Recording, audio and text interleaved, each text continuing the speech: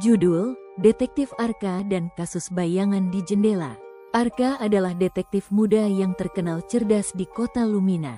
Ia tidak pernah memecahkan kasus dengan kekerasan, hanya dengan logika, kesabaran, dan mata yang tajam. Suatu malam, seorang wanita bernama Bu Ratna datang ke kantornya dengan wajah pucat. "Pak Detektif, setiap malam, saya melihat bayangan seseorang di jendela rumah saya.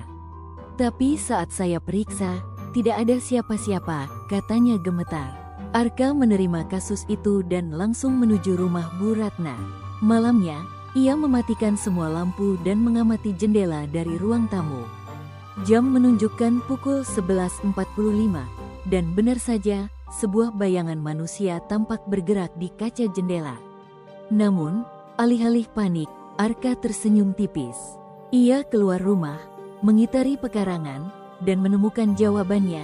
Ternyata bayangan itu adalah pantulan dari jalan seberang, di mana seorang pria selalu lewat setiap malam sambil merokok di bawah lampu jalan. Pantulan cahaya membuat bayangannya jatuh tepat di jendela Bu Ratna. Keesokan paginya, Arka menjelaskan temuannya. Bu Ratna terkejut tapi juga lega. "Kadang yang menakutkan hanyalah kesalahpahaman cahaya dan pikiran kita sendiri," ujar Arka sambil tersenyum. Sejak itu, Bu Ratna tidur nyenyak kembali, dan Arka menandai kasus ini di bukunya sebagai misteri bayangan yang bukan hantu. Kalau mau, aku bisa buatkan versi cerita detektif yang lebih rumit dengan banyak petunjuk dan plot twist, seperti kasus pembunuhan atau pencurian besar. Mau aku bikin yang versi itu? Anda bilang, lanjut. ChatGPT bilang, baik.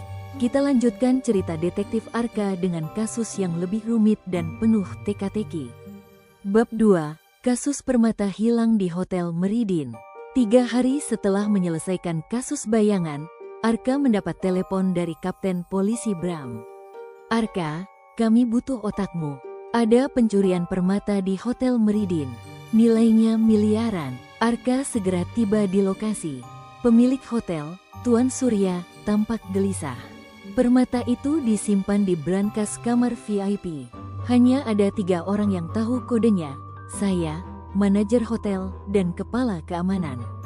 Tapi pagi ini, brankas terbuka dan permata lenyap. Arka memeriksa brankas. Tidak ada tanda-tanda paksa, artinya pencuri tahu kode atau punya kunci duplikat. Ia mulai mewawancarai 3 orang itu.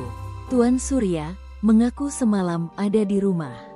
Manajer hotel, Lina, mengaku sedang rapat di restoran lantai bawah saat pencurian terjadi. Kepala keamanan, Bimo, mengatakan ia berpatroli di lobi. Namun, Arka menemukan satu hal aneh. Di karpet depan brankas, ada bekas lumpur kering. Hotel Meridin punya taman kecil di atap, dan malam sebelumnya hujan deras. Hanya orang yang naik ke atap bisa mendapat lumpur seperti itu. Arka lalu memeriksa CCTV. Di rekaman, Lina terlihat keluar dari restoran sebentar, menghilang selama 15 menit lalu kembali. Saat diperiksa, di sepatunya masih ada bekas lumpur yang sama. Ketika Arka menanyakan hal itu, Lina gugup dan akhirnya mengaku. Ia tidak berniat mencuri, tetapi disuruh oleh seorang pria misterius yang mengancam keluarganya. Permata itu ia serahkan padanya di parkiran, dan pria itu kabur dengan mobil hitam. Kasus belum selesai, kini Arka harus mengejar dalang sebenarnya yang berada di balik layar. Di dalam buku catatannya, Arka menulis, "Kasus ini bukan sekadar pencurian, ini baru permulaan.